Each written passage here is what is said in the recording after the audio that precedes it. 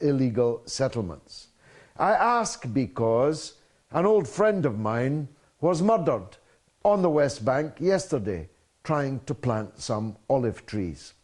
Despite the fact that there were international guests from all over the world in the group with him, despite the fact that diplomats from several consulates based in Jerusalem were there, despite the fact there was a battery of television and stills cameras, despite the fact that there were Israeli media present, despite the fact that there were Israeli citizens there in support of the effort to plant those olive trees as a protest against Israel's ever more voracious illegal settlement activity.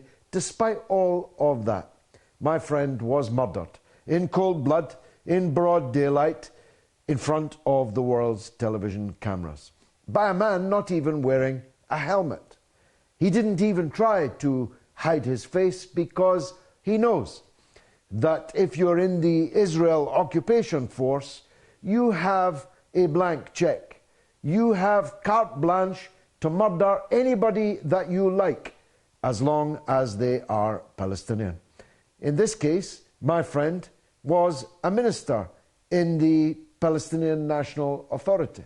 He was a member of parliament in the Palestine National Authority Parliament. He was a member of the Fatah Revolutionary Council, the governing body of the governing party, led by Abu Mazen, Mahmoud Abbas, the Prime Minister, if you like, of the PNA.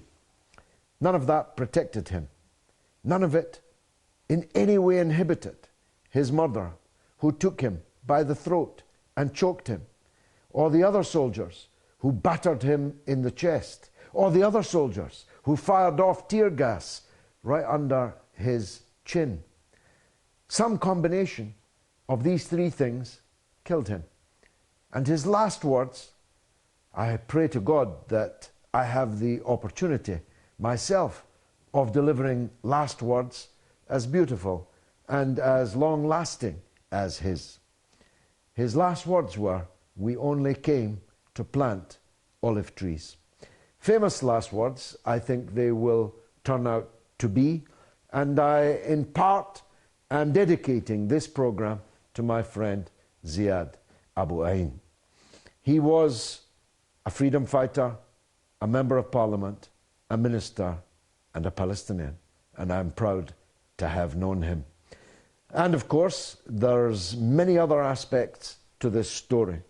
The United States Senate has just published its CIA torture book, in which it delineates all, or at least some, of the hideous tortures that the United States security services have been practicing in black sites across the world and at Guantanamo Bay and Bagram Air Base. Many of those who were flown to be tortured, and many of those who were tortured were murdered, were transited through British airports in Scotland, in England, in the north of Ireland, and in defiance of the Irish Constitution, reportedly also through the Irish Republic.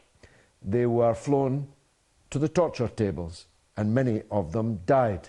Rectal infusions, prolapses, waterboard drowning torture techniques, standing for 66 hours without being allowed to sit down, food deprivation, sleep deprivation, liquid deprivation before the liquid is infused into one's rectum.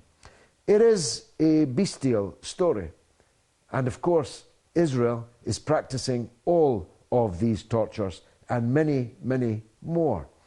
The point I'm making is that there is indeed, as George Bush once said, an axis of evil in the world. The problem is, it's not quite the axis that George Bush had in mind.